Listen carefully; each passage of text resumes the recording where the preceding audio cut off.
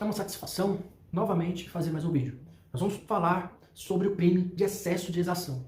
O crime de excesso de exação está no artigo 316, parágrafo 1º e 2º do Código Penal. Então, o que nós temos que deixar em mente? Nós temos que deixar claro qual é a natureza desse crime, para poder, inclusive, se cair sua prova de concurso público, seu exame de ordem, seu caso prático, inclusive, advogados que nos assistem, que gostam de saber um pouco mais sobre temas de grande relevância. Então vamos estudar sobre esse crime, um crime que possivelmente possa acontecer. Nós já tivemos alguns casos, inclusive casos de São Paulo, casos que foram noticiados, né, na televisão, nos jornais, na circulação, tempos atrás, né? Infelizmente, né, tivemos que presenciar a nossa vida. Não estou falando casos meus, tá? Estou dizendo que aconteceram, né, situações de tristeza, né, casos de excesso de exação, esse crime um pouco complicado. Então vamos lá. Eu vou explicar esse caso, inclusive, para a gente conseguir estar entendendo sobre um todo, tá?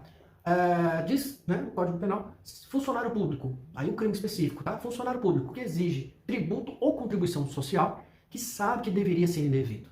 Aí vou parar aqui. Que sabe que isso é devido.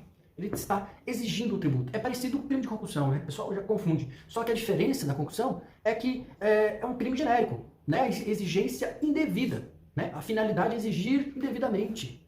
Entende? Esta que é a grande diferença. Então, vamos lá. Exigir um tributo ou uma contribuição social que sabe ser indevido. Ou, quando devido, emprega na cobrança ou meio vexatório. Vexatório ou gravoso, que a lei não autoriza. Tá? Aí, ou meio vexatório, que a lei não autoriza. Então, o que acontece? Nós temos, portanto, se o funcionário ele vai exigir essa conduta prevista no Código Penal é a exigência, o ato de exigir. Olha, estou chegando aqui na empresa, eu quero 100 mil reais dos tributos que você não pagou. Cadê? Isso não é solicitar. Vamos fazer essa diferença. Se for o ato de solicitar, haverá corrupção passiva. É outra situação. Como fazer essa distinção? Muito prático. Ele chegar, o funcionário chegar, olha, nós temos um imposto IPTU, né, um tributo. Inclusive, é bom destacar, contribuição social, o recolhimento geralmente em união, né, mas temos outros tipos de contribuições. Geralmente em união, contribuição social, nós temos ali contribuição, né, para o custeio da Seguridade Social, e nós temos ali os tributos. Quais são os tributos em espécie, né? Então temos ali imposto de renda, temos IPTU, né? Temos o ITR, temos também ICMS, ISS. Aí eu vou falar aqui no caso da máfia lá, do ISS, né? Que eles faziam exigências indevidas, respondendo por um crime de excesso de exação. Isso aconteceu no estado de São Paulo, pode pesquisar no Google. Você vai saber esse caso. Infelizmente, temos, acredito que 2 casos emblemáticos aí, né, que eles colocaram como a máfia do ISS. Né? Infelizmente, temos funcionários públicos que agem em contrariedade à lei.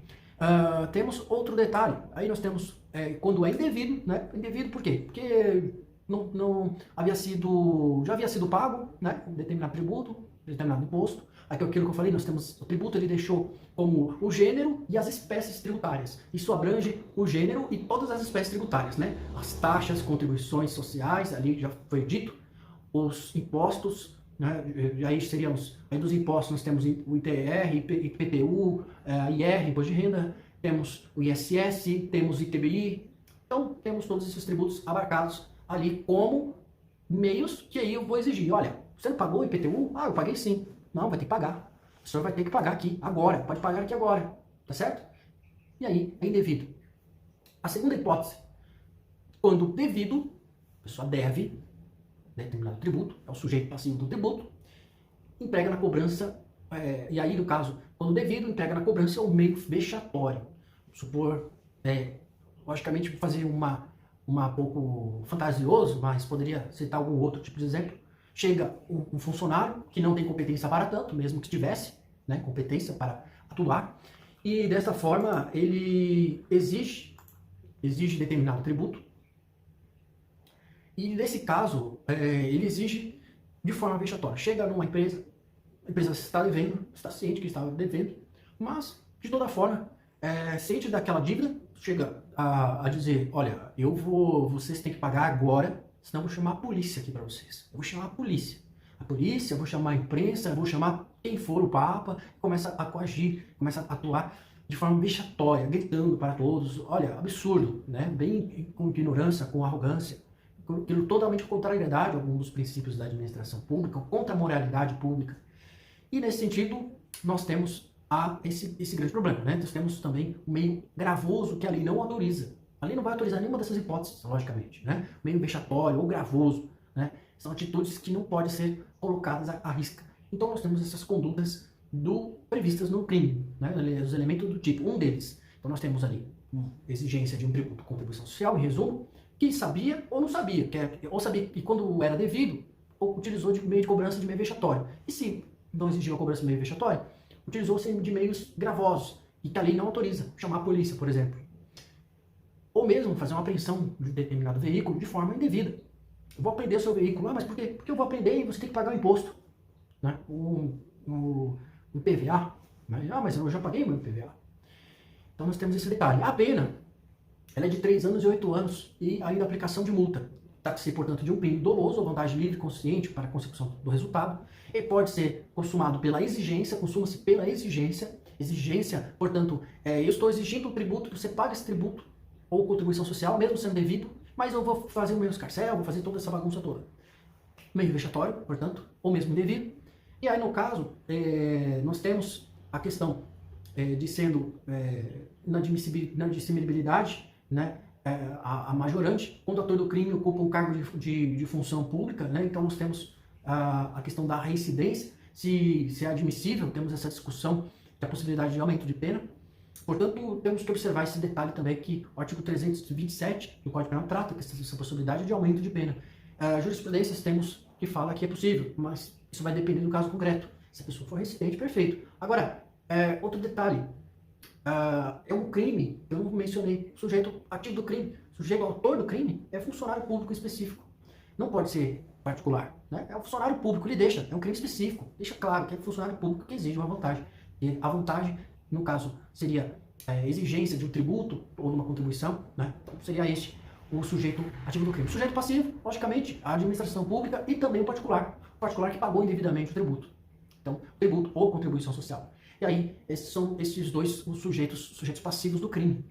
Outro detalhe desse crime, a questão da tentativa, é possível tentativa. Se durante vamos supor que a pessoa emitiu um boleto falso, tá? E aí, esse detalhe, se o boleto for falso, não se trata de crime de excesso de exação. Se trata de um crime de estelionato, tá? Vamos deixar bem claro. Supor que o funcionário público faz um boleto falso e envia para a casa de alguém. E na hora que a pessoa efetuar o pagamento, vai cair na conta do funcionário público. Porque você tem um código de barras, você faz isso e isso aqui. Realmente, infelizmente isso acontece, tá? Isso acontece muito, tem acontecido no decorrer dos anos. E as pessoas têm que denunciar, tem que buscar quem é o autor do fato para que outras pessoas não caiam nesse golpe. Agora, outro detalhe, sendo a questão de o crime culposo, não existe. Deverá haver o dolo, a vontade livre e consciente para a consecução do resultado, conforme já dito. Temos a segunda parte de excesso de exação, que é a seguinte: se o funcionário desvia em proveito próprio ou de outrem o que recebeu indevidamente para recolher aos cofres públicos. Portanto, é um crime em que, primeiro, ele faz a exigência, né? Ele desvia. Parece que questão semelhante ao crime de peculato desvio, mas não é. É um crime em que o funcionário público, ele recebe em dinheiro, vamos supor, um exemplo prático para você entender. Eu devo o imposto de IPVA. Aí eu chego lá no Detran e falo o seguinte: moço, eu quero pagar o meu IPVA. Ele se encontra atrasado. E eu convicto que estava atrasado, mas eu paguei aquela fatura. Eu paguei aquela cobrança. Paguei via eletrônica e tudo mais. Resultado, o que acontece? Nesse caso, haverá cobrança indevida. Por quê? O resultado consecutivo será de recolher indevidamente. Esse recolhimento é indevido. Portanto, o Detran não é responsável para receber tais valores. Nesse ponto, a pessoa que recebeu aquele valor, que é indevido, coloca no seu bolso. Mas em vez de colocar no seu bolso, ele faz o quê? Entrega para o órgão responsável. E é esse ponto que deve se levar em detalhe, né? Ele recolhe aos cofres públicos. Ele recebeu indevidamente, mas ele recolhe em cofres públicos. Configurou-se, portanto, um crime. Trata-se de um crime que, obviamente, ele vai responder pelo excesso de exação. Só que a pena é um pouquinho menor, né? A pena é de reclusão de 2 a 12 anos e ainda aplicação de multa. Se o funcionário desvia em proveito próprio ou alheio ou de outra, recebeu indevidamente para recolher aos cofres públicos. Nesse caso também, a mesma situação. O funcionário público é o sujeito ativo, A vítima pode ser o sujeito passivo, no caso, a vítima a administração pública, ou poderá ser também o particular, aquele que pagou indevidamente, né? Que ele desvia do valor, ele desvia o valor que era para ser recolhido dos cofres públicos, né? Que ele diz, né? O funcionário desvia em proveito próprio ou de outrem, ou que recebeu indevidamente, né? Para recolher os cofres públicos. Então, trata-se de um crime específico. Nós admite-se tentativa, é possível, mas a consumação é pelo ato do desvio, o ato de desviar do dinheiro, né, dos valores, o recebimento de contribuições ou imposto, né, desviar, recebeu indevidamente. Aqui pode ser qualquer tipo de situação que deveria ir para os cofres públicos, ainda foram, mas foram desviados.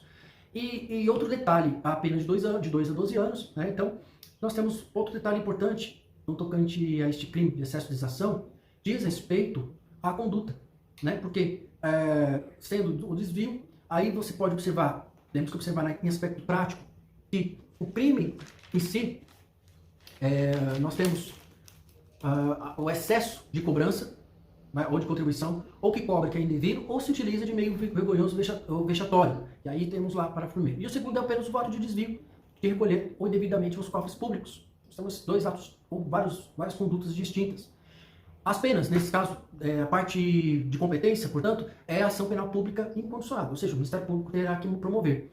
Outro detalhe, é possível sim o acordo de não persecução penal também. O Ministério Público também poderá promover durante o curso do processo, logo do início, se a pessoa sendo primária e sendo pena de 4 anos, e também, nesse ponto, poderá sim haver o acordo de não persecução penal, né, porque não se trata de crime de sem violência ou grave ameaça, então, via de consequência, haverá o crime explícito, né, a possibilidade de acordo de não persecução penal, no caso que não seja caso de arquivamento e a pessoa tendo confessado de modo formal.